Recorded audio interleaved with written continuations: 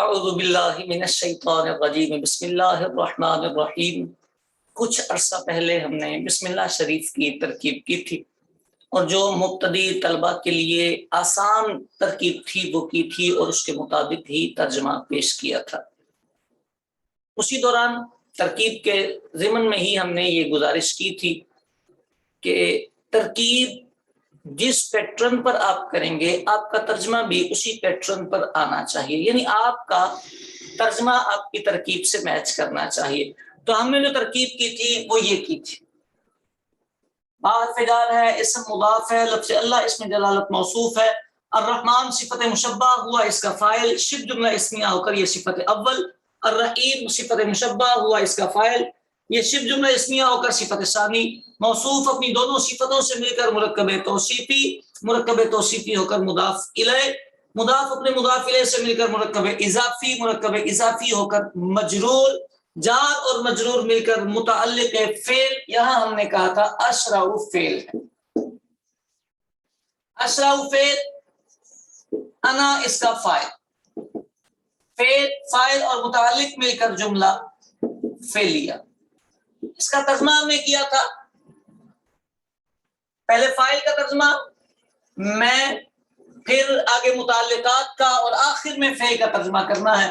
میں بہت مہربان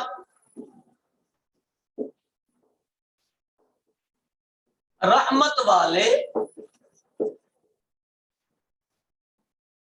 اللہ کے نام سے شروع کرتا ہوں۔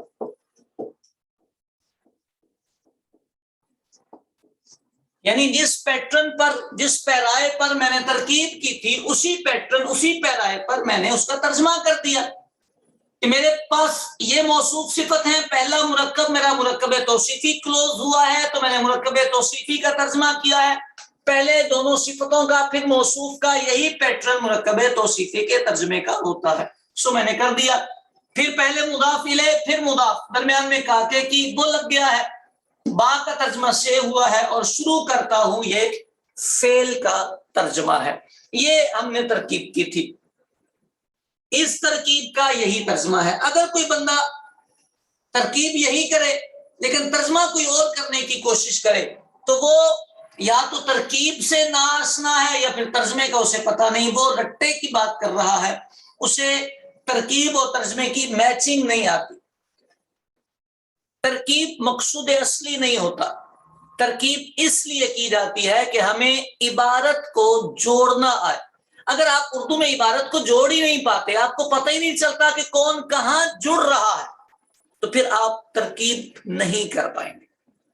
کر لیں گے تو کہیں سے سن کے، کسی کی ویڈیو دیکھ کر آپ ترکیب کر لیں گے، کہیں سے رٹا لگا کے آپ ترکیب کر لیں گے، لیکن اس کے مطابق پھر آپ ترجمہ نہیں کرتے تو وہ ترکیب آپ کے لیے بیکار ہو جاتی ہے۔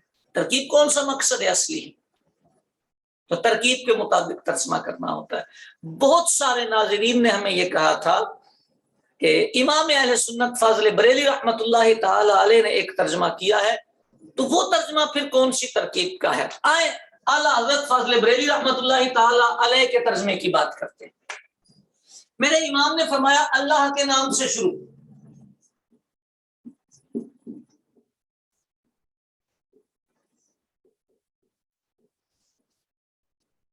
جو بہت مہربان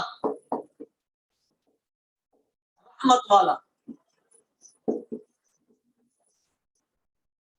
یہ اعلیٰ حضرت فاضل بریلی رحمت اللہ تعالی علیہ نے ترجمہ کیا۔ یہاں پہلے میں موصوف صفت کا آپ کا کلیئر کر دوں تاکہ پھر جہاں اصل اختلاف ترکیب ہے وہ کلیئر ہو جائے۔ موصوف صفت کا ترجمہ کرنے کا ایک طریقہ یہ ہوتا ہے کہ یہ موصوف ہے، یہ صفت ہے، تو اس کا الٹا ترجمہ کر دیں۔ آپ کہیں رحمان اللہ، بہت مہربان اللہ، یہ ترجمہ کر دیں۔ دوسرا مرکب توصیفی کا ترجمہ کرنے کا طریقہ یہ ہوتا ہے کہ آپ کہیں اللہ جو مہربان ہے، جو رحیم ہے، اللہ جو مہربان ہے۔ امام اہل سنت فاضل بریلی رحمت اللہ تعالی علیہ نے اللہ کو موصوف اور اس کو صفت ہی بنایا ہے، اور یہ جو لگایا ہے یہ اس صفت بننے کی وجہ سے لگا ہے، یہ صفت کے ہی ترجمے میں آتا ہے۔ ٹھیک ہو گئی بات؟ یہاں تک تو کلیئر ہو گیا۔ اب یہ جو جملہ ہے اعلیٰ حضرت کا، आला हजरत फाज़िल बरेली रहमतुल्लाहि ताला अलैहि ने अशराउ नहीं निकाला, आना भी नहीं निकला। ये जार मजरूर यहां से आके मुताल्लिक किसके हुआ है? अल्लाह के नाम से शुरू बात रोकी है। इसका मतलब इसके पीछे है अल इब्तिदाउ। अल इब्तिदा मस्तर है, ये मुताल्लिक है, मस्तर अपने मुताल्लिक से मिलकर शिब जुमला इस्मिया, शिब जुमला इस्मिया। अगर इतना ही तर्जमा रखना है तो इसकी ये तरकीब बनती है, लेकिन ये जुमला नहीं है, ये मुरक्कब ताम नहीं है। जितना आला हज़रत ने किया अल्लाह के नाम से शुरू, जो बड़ा मेहरबान निहायत रहमत वाला, अल इब्तिदाउ बिस्मिल्लाहिर रहमानिर रहीम, ये बिस्मिल्लाह इब्तिदा के मुताल्लिक होगा। अच्छा, लेकिन ऐसा होता नहीं है, जुमले मुकम्मल होते हैं, जुमलों को नाकिस नहीं छोड़ा जाता। इमाम अहले सुन्नत फाज़िल बरेली रहमतुल्लाहि ताला अलैहि का मज़मून इबारत ये बनता है अल्लाह के नाम से शुरू है, अल्लाह के नाम से शुरू है। अगर आपने ये कर दिया फिर इसका मतलब ये बनेगा, ये शिब जुमला इस्मिया होकर मुब्तदा बनेगा, और यहां पर आगे साबितुन निकलेगा, साबितुन शिबे फिल हुआ इसका फाइल, ये शिब जुमला इस्मिया होकर खबर बनेगा, फिर ये मुब्तदा और खबर मिलकर जुमला इस्मिया बनेंगे। ये जो है मैंने छोटा सा लगाया। अगर आप इमाम अहले सुन्नत के तर्जुमे में इस है को इस जगह पर मुकद्दर मानते हैं और खाली है कोई मानते हैं, तो फिर ये मुब्तदा और आगे साबितुन खबर है।